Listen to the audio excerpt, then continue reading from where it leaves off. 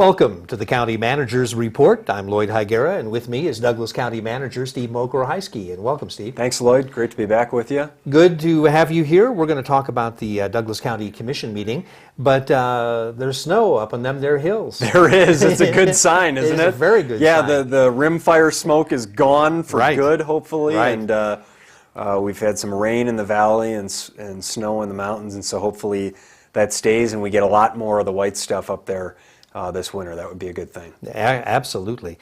So we're going to take a look at the Douglas County Commission meeting. That was October 5th? Sure. Yeah, I didn't write the date down, but I'm doing that strictly from Sounds memory. about right. In that general vicinity. Yeah. And at that meeting, commissioners approved. And October 3rd. Oh, it was the 3rd? October 3rd, yeah. Yeah, okay. The 5th was Saturday. Saturday. Yeah. We didn't have a board meeting on Saturday. That's right. No, we did not. That'll never happen, will it? Well, we'll see. You never know. Never say never. I hope it doesn't happen, though. Okay, so this is the October 3rd meeting of the Right. Douglas County Board of Commissioners. And at that meeting, commissioners approved an interim monthly water rate for the Sierra Country Estates water system. That's a failed water system that was recently taken over by Douglas County. So Right. what does the rate structure look like? Well, we presented 3 different options to the board. And it's important, I think, first to say that we have, the county has taken over this water. We've talked about this before, taken Sure. over the water system now. It was a privately operated water system, had a number of violations from the state. We've taken that system over. Douglas County is currently operating it. We're accounting for all the revenues and expenses of that system separately from the other water systems that the county currently operates, so that there's clear accounting and just that all that is separate for the time being. There is not a water rate in place, and so we looked at really all of the operation and maintenance costs that we've incurred so far and that we anticipate we will incur with this over the course of the next year. So on an annual basis, what those costs were, and developed the rate according to that. So we presented 3 different options to the board. One was to just a flat rate, which was over $600 per month. Ooh. So hold on to your seats, and those of us who think that there are high utility costs, $600 plus a month is pretty significant. So this is an interim water rate for this system. And so the first option was a flat rate, monthly rate of over $600 a month. The second option was a flat rate of a little over $200 a month, and then a variable rate. So the more water you consume, then you would pay more. So people who consumed a significant amount of water would likely pay in excess of $600 a month. Those who consume significantly less would pay less than that. The third option was about a 50-50 split, a fixed rate of a little over $300 per month, and then a variable rate for the balance of that cost. Ultimately, the board chose to pursue option number 3. They felt it was the most balanced approach, that it gave the county some level of certainty with in terms of our revenue collection. We have not operated this system before, so we don't know how much water is going to be pumped and how much revenue we will collect on that variable portion of the rate. So this option 3 gives us more stability in terms of our revenue collection. It also gives the residents there a feeling that if you use less water, that you will then pay less relative to those who use more water. So there's an equity and fairness issue to it. So that's the rate that was adopted. We will bring back to the board in action. It was actually, I shouldn't say that the board didn't adopt the rate. They just selected that option. We'll come back then with a more thorough analysis of what all the cost implications will be to those residents, and we anticipate at the November meeting this year that the board will adopt that rate, and it'll go into effect later this year. So again, an interim rate. It's only to cover operation and maintenance costs. It's not intended to cover future capital investment needs, but it is intended to cover the operation and maintenance costs, as well as to allow us to collect the revenue necessary to pay back the money that's been loaned to this water system from the general fund. So generally speaking, will the water rate be somewhere in the $300 category? It will. It will exceed $300 for all residents in Sierra Country Estates. And for those who consume a significant amount of water, and we believe that there are some residents who are using a significant amount of water, and there are likely other residents who are not using nearly that much. For those who are using a significant amount of water, it will be several $100s per year, and I can give you an idea here if I can find that page of what the Well, of significance too is it's a very small amount of water users. That's why the rate's so high. It's around 17 Right. residents that are exactly the point, that you don't have an economy of scale there. That Right. the more residents that you have, the more customers you have in a system, the lower the rate presumably would be for everybody. In this case, you have a small number of users and a fixed cost that's there, and you also have a system that needs investment and repair, and that has some challenges to it. So under this, the 5,000 gallons per month, a resident would pay $316. Is that kind of an average use, 5,000 gallons? We would say probably something in the range of 15,000, 15 to 30,000 might be an average monthly use, depending now. But there are residents in this area where they have larger lots, so there's a lot of landscaping that's done. Now we're heading into the winter months, so the landscaping costs won't be there, but the summer is when you would have that cost. So it would go from $316 for 5,000, and it goes, up 15,000 gallons would be $333. It goes all the way up. If you use, let's say, 50,000 gallons, you'd pay $421 a month. If you use 75 gallons, you'd pay $490. All the way up to 200,000 gallons per month, you'd pay $838 per month. So depending on your usage in Sierra Country Estates, your bill will reflect how much you use, not less than $316 a month. Now, you indicated this will come back to the commissioners before the rates actually go into effect? It will. It'll come back. The board didn't actually adopt the rate at this meeting. They looked at the options. They selected option number 3. They heard public comment from residents that were there. And I think everyone felt like option number 3 is a reasonable compromise, somewhere in the middle. We need to cover our costs. That's the bottom line. And those costs can have an impact on the other ratepayers in our system, and that's why we're accounting for it separately. The residents are working in cooperation with us on this, and so a significant monthly water rate for this system, I think the residents understand that. They've been in a situation where they've had a failed water system operated by a private entity, and there was not a water rate that was collected there was some portion of a water rate that was collected, but not the full cost of service, for sure. So I think there's an understanding that this is a unique situation, and the interim water rate is reflecting that unique situation, helping us get up and running with this system, and then we'll come back likely in the course of the next year or so as we know more and we have more data and we have a better refined plan on what investments have to be made in the future to look at what a longer-term water rate would be for this water system. I see.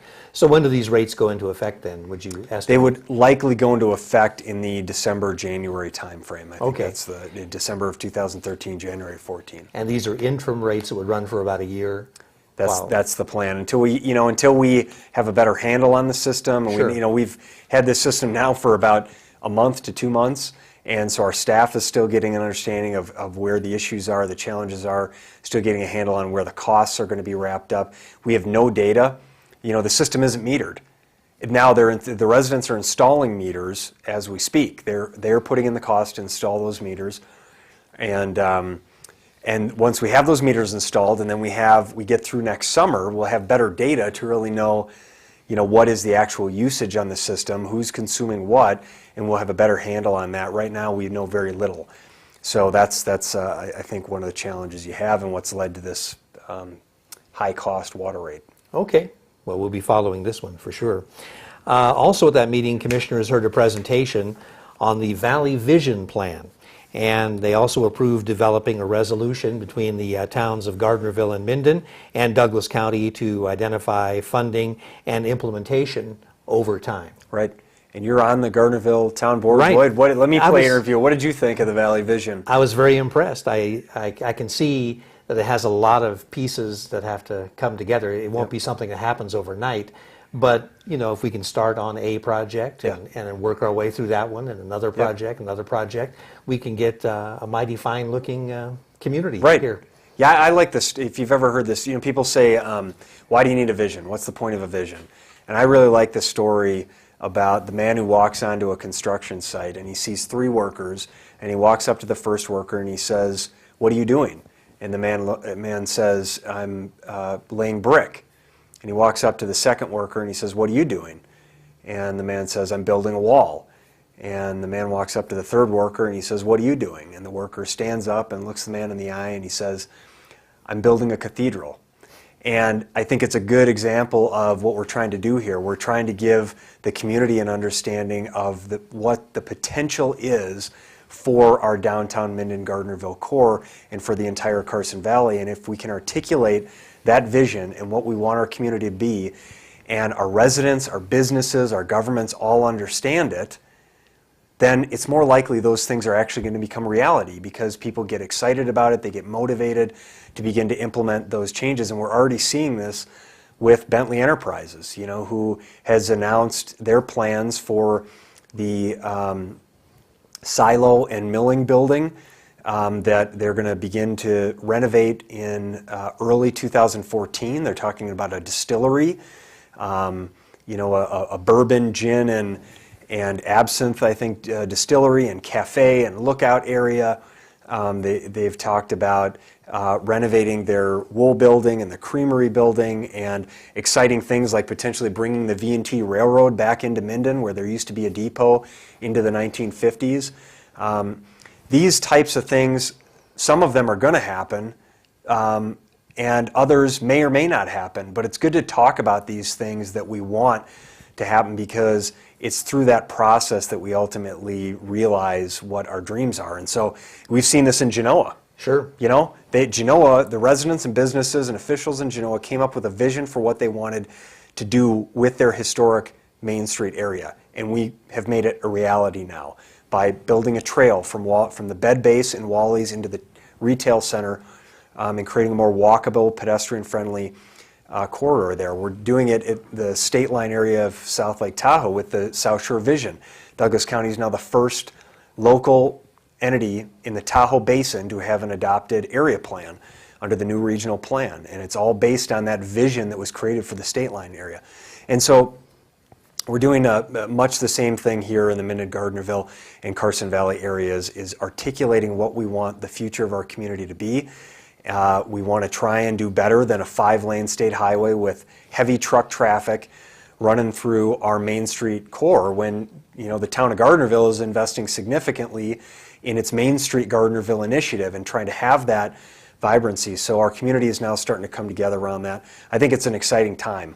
And Commissioner McDermott has talked about Lake Tahoe going through a renaissance period, coming out of the dark ages, and now with the regional plan and the area plan coming into a renaissance. I think we're going to start to see that in the Carson Valley as well as we've seen in Genoa. We will now see in the Minden-Gardnerville areas, and it's really exciting. So we're going to move forward with this. Yeah, we'll bring forward a resolution to be jointly adopted by the public bodies.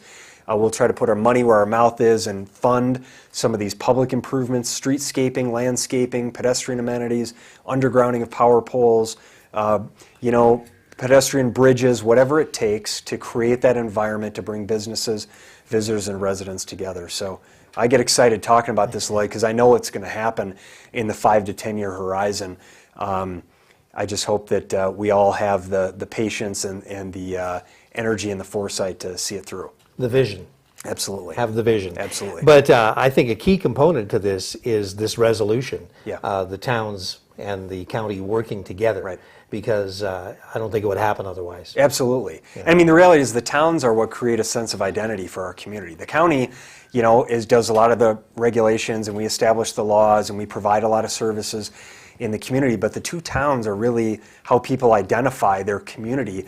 And so I think it's exciting that, I came to the Gardnerville Town Board meeting, and we went to the Minden Town Board meeting, and there was enthusiasm and unanimous support by the town boards and the staff and everyone to get behind this. The county's fully behind it. So you see the public entities now embracing what we're talking about. You see the private sector embracing what we're talking about. And it's going to happen now because we've established a unified vision of how we want our community to be. Well, it'll be interesting to see it all unfold. This is available on our website. So That's right. if anyone's interested in seeing the full Valley Vision Plan, you can go to douglascountynv.gov. But clear a lot of time, at least maybe 4 hours. Yeah, it's a thick document, to but a read lot it. of wonderful pictures. So it is a nice, if you want to read a document that we put out, that's a really engaging one. Oh, yeah. Okay, also at that October 3rd meeting, commissioners heard a presentation on recent activities of the noxious weed control here in Douglas County. Right. And what's going on with the weeds? We, here's another area where Douglas County is a leader in the state of Nevada. We have, I think, largely in part because of the agriculture community in Douglas County is so strong, and we have high quality products that we grow here and that we ship out around the region and the country. The agricultural community has really demanded that Douglas County and the state of Nevada have a focus on noxious weed control and mitigation. And so the state of Nevada has had a big impact on that through grant funding and their resources and their monitoring. And Douglas County has now, for the third year in a row, contributed over $100,000 per year. Actually, I should say for the fifth year in a row, contributed over $100,000 per year in noxious weed abatement and mitigation. And that is starting to have an impact. We have our staff working in collaboration with the agricultural community and in collaboration with the state of Nevada, who are mapping where the noxious weeds are. So we're creating data, providing that data to our Geographic Information System office. They're then creating these maps that we can look at, and really a lot of the noxious weed seeds travel through the irrigation corridors in the Carson River. And so we're tracking that and then attacking the problem where the problem is. So we're getting smarter about how we invest the limited dollars in noxious weed control, and it's having an impact. We're already starting to see a reduction of noxious weeds in certain areas, elimination in other areas, and this has an impact on the quality of the products that can be grown by our agricultural community and the price that they can sell them for. So if you have a certified weed-free hay is sold for significantly more per bale than bales of hay that are not certified weed-free. So this is an important, not only public health and safety issue, but it's an important economic vitality issue that we're focusing on. So a significant amount of investment. We're getting smart about it, and the state of Nevada has said, look, Douglas County is the best in the state of any community in being proactive at attacking this problem. And so I think that's a great thing. We're going to continue on this path. We'll continue to invest these funds and get smart with how we spend that money. Okay.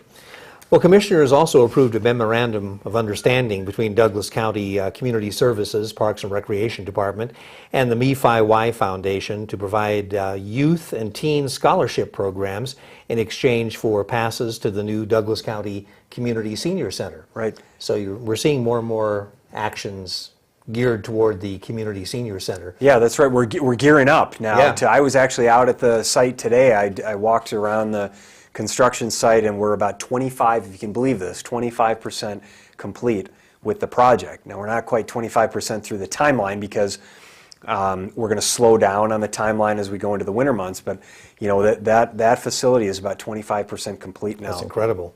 And they're doing an outstanding job. Between our staff and Scott Morgan, and who's our community services director, and Scott McCullough, the project manager, Dave Lundegreen, and all of the folks who are managing this project, core construction and the architects and subcontractors on the core construction, I tell you, has been just outstanding. They have stepped up every time we've come to them and made things happen. They've found solutions. They haven't, change ordered us to death on the project. This project is going to be managed on budget and on time. That's our commitment. And certainly our goal is to bring it in under budget and ahead of schedule.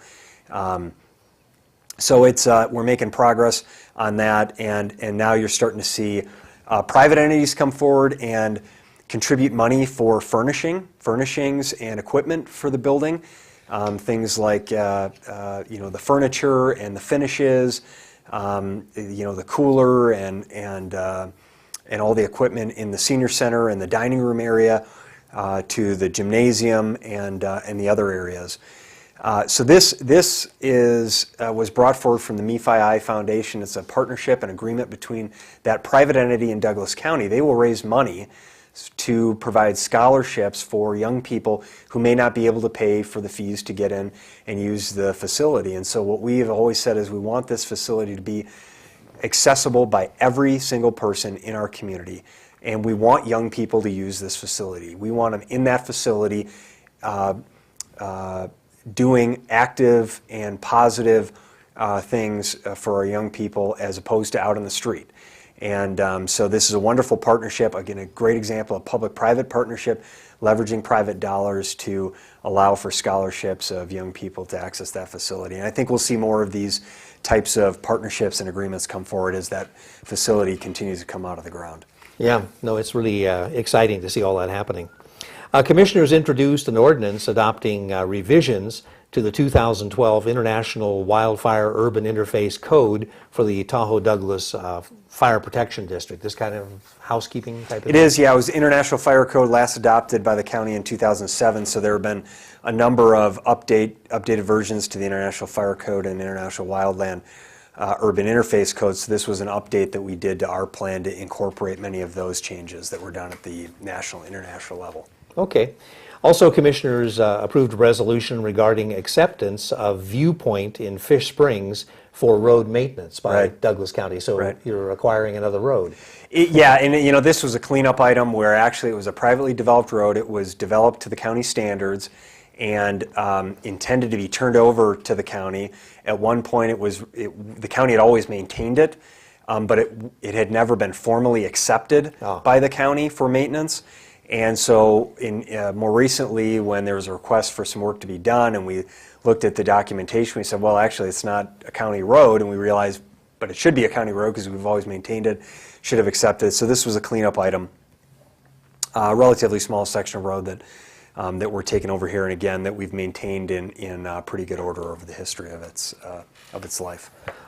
Also, the annual progress report on the Carson River Watershed Regional Floodplain Management Plan was discussed at the meeting. This is not the first time we've heard this. This particular plan, did it have to be presented both at Tahoe and at Minden? It didn't necessarily have to be, but we did that, you know, just to provide for review and engagement of the public. And we do annual reports on the floodplain management plan.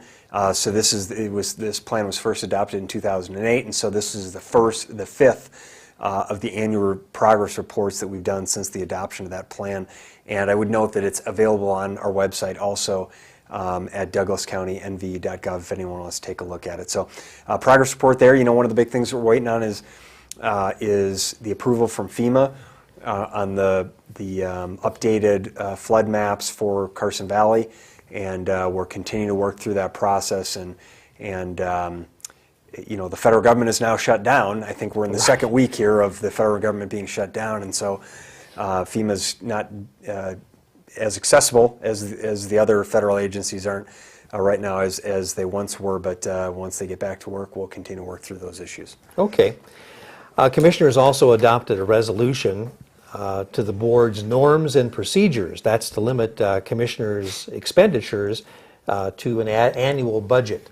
Right. So is this something that a problem that has come up? Or? So this was a discussion the board had at one of their workshops, a strategic planning workshop, to say, you know, they actually have spent more money over the course of the past 3 years than they've budgeted on travel, and so we're going to get that budget right, and they wanted to incorporate sort of a policy in their norms and procedures, which is the document, the kind of the guiding principles by which the board operates, how they conduct themselves, how they work with each other and with the public, how they conduct their meetings, and everything. So this basically says that the board will live within the adopted budget that they've established for travel, and any requests for travel and expenses above and beyond their budget, that those will come back to the board for additional discussion and approval before that happens. Okay.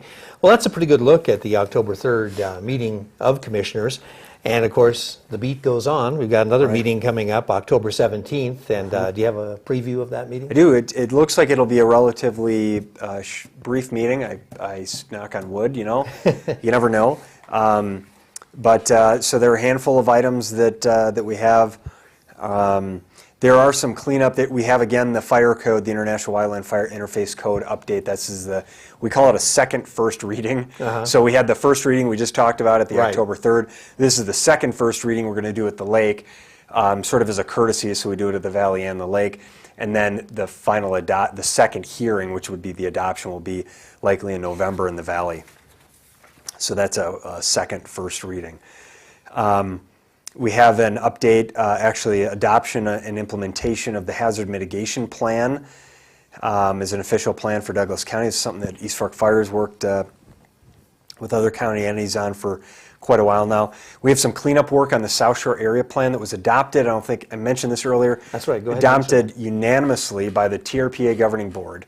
I'm not sure in the history of TRPA. Unanimous is not a word you hear too often. Not from TRPA. Right. So you know this is a different TRPA, Tahoe Regional Planning Agency, than we've had in the past. Joanne Marquetta and her staff at TRPA are solution oriented. They are working to get things done, to balance the needs of the environment, the economy, and the community, and move forward with the regional plan and area plans.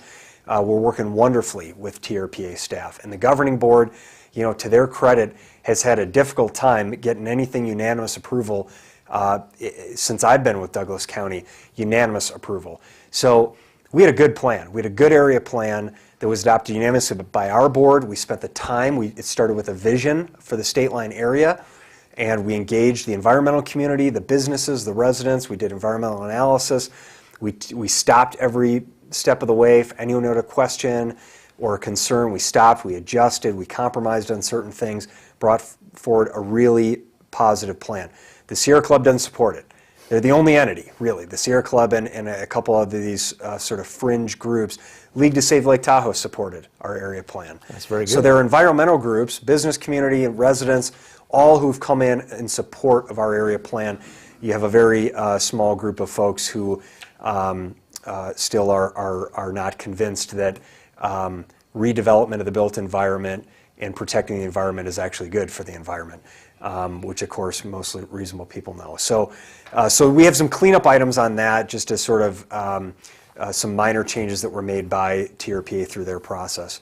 And that's it, Lloyd. Okay. Well, and some board reports as we do at every meeting. Right. There are items on consent, of course, but those are the administrative items. So the meeting at the lake in October should be relatively brief. you've mentioned the county website 2 or 3 times during this conversation here. I want you to give that address because there's an awful lot of information available on that site. Yeah, there is, and we continue to update and try and enhance that. It's www.douglascountynv.gov. So Douglas County NV as in Nevada.gov. And you will find lots of We reports. put these program is videos on from there. YouTube, we post on there. We do our monthly newsletter that we post on there. We're working on a new portal. It's going to be like a business portal we're calling it Open for Business. And this would be accessible for any existing businesses looking to, or residents looking to relocate. How do you do business in Douglas County? You know, what are the regulations that are in place? What are the water and sewer fees? One central place that a relocating or existing business can go to, give points of contact, and we're trying to be a one-stop shop and make sure that the business community understands we're here, we're open for business, we want to work with you. Douglas County is a solutions-oriented and focused organization, and so we're working with the Business Council and the chambers and real estate community and everybody to create these types of solutions and access to information, and try to continue to be open and transparent in everything that we do. Well, Steve, thank you for all the information. Steve Merkler-Heiske, our county manager. I'm Lloyd Higuera, and we'll see you next time right here on the County Manager's Report.